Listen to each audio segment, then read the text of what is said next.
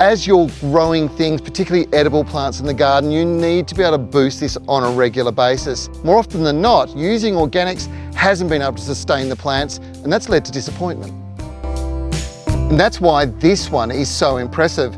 It's the result of years of soil science application and plant research, sourcing the finest organic materials, and the result is happy soils and very happy plants.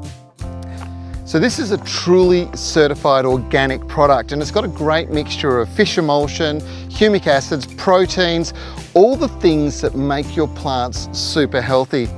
Scott's have worked a whole range of ingredients into this range of organic plant food fertilizers, and they're perfect for all plants. And it's not just available in the concentrate, by the way, which you'd use in a watering can. There's also a hose-on if you're in a hurry, and that hose-on even has a refill. I suppose one of the best things about what Scott's are doing is their efforts to reduce the amount of plastic that's in packaging. And it's a massive effort they put into it. This reduces plastics and waste, and that's great news for the environment and very responsible corporate citizenship on their behalf.